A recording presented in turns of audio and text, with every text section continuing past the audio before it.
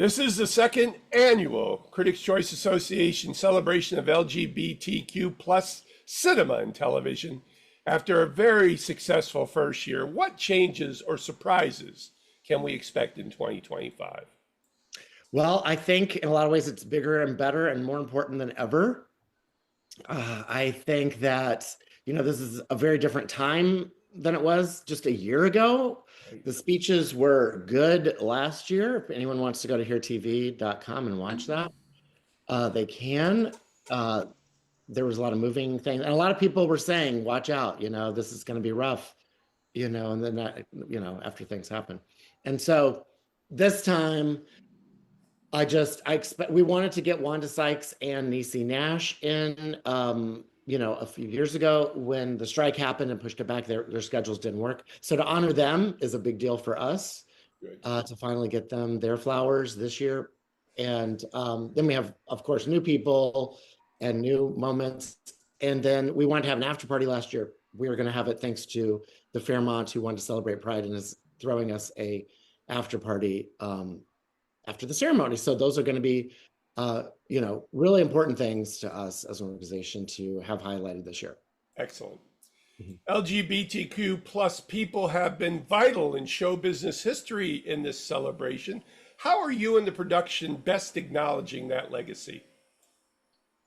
Well, it's, they had to identify as queer, they had to be open about it. We didn't honor anyone that's in the closet and hiding because we don't know about them.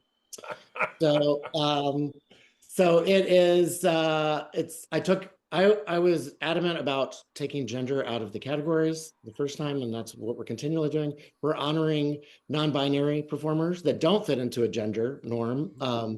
Liv Hewson from Yellow Jackets is important.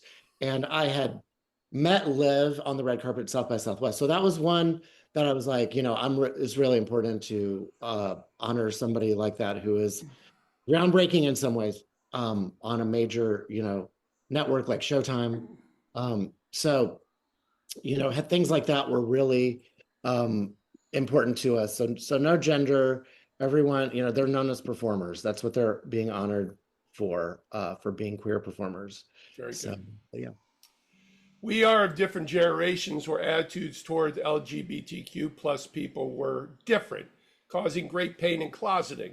In your experience in the community, how has the changes in attitudes in current generations been better for LGBTQ plus people? And on the other side, what new challenges have emerged? My observations is we don't have to worry about Generation Z, all these like, what's the new generation does not have the baggage that the older generation does. Bullying is a different thing than it was back then for people like me who grew up in the South. And so I love interviewing young artists and getting to know them.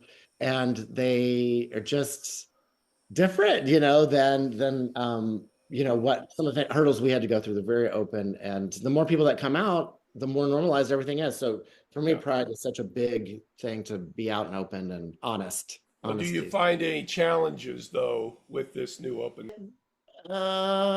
They maybe are a little passive, Interesting.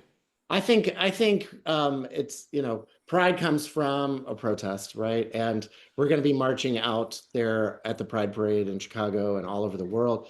It's going to be more serious, right? It's not going to be the fun thing that we want it to be. It is going to be more important than ever to march for our rights. That's a great point, Jerry. Mm-hmm. In the planning stages for this Friday's event, what overall themes emerged from the committee to keep evolving the celebration?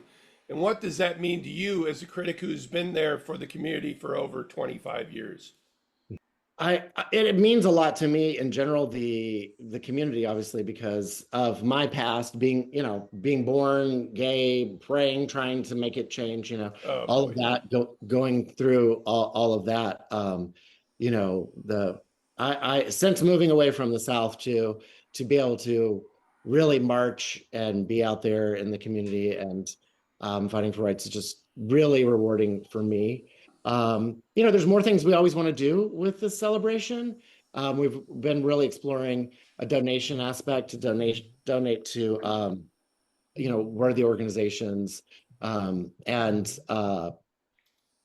been a big thing that we've been pushing for, just making the kind of money. The challenges have been finding sponsors and things like that. People are not putting their money where their mouth is in the past. It's been tough to get those people. So it's about money too, to get the celebration of success and support from the studios. So it's all really, we want to continue to grow and get more sponsors in the future, but it's a challenging time right now. People are not supporting us, sometimes when we want them to. Okay, finally, speaking of these challenging times, in the second year of Donald Trump, what do LGBTQ plus people need to be aware of while at the same time celebrating Pride Month out loud? I think that they need to know what they can do, whether it's marching in the streets when there's a protest, when what they can do to call their congressman or their alderman, or locally what they can do. We need to stand up. There's a lot of chatter on social media, but there's not action sometimes, and we need to find out ways we can get involved and fight, because we're too nice. It's not about rainbows and sunshine. It is about, these are dire things. They're taking away people. They're trying to kick people out of the military that want to serve. They're trying to, every turn, healthcare, they're taking away important programs and just being ignorant. And it's not about them. It is about our community really fighting and standing up and being like, this is not right. We deserve equal everything, equal marriage, equal, healthcare, all these things. So we just have to get activated. We have to all be activists, on any kind of level that we can. This is Patrick McDonald for HollywoodChicago.com. Copyright 2025.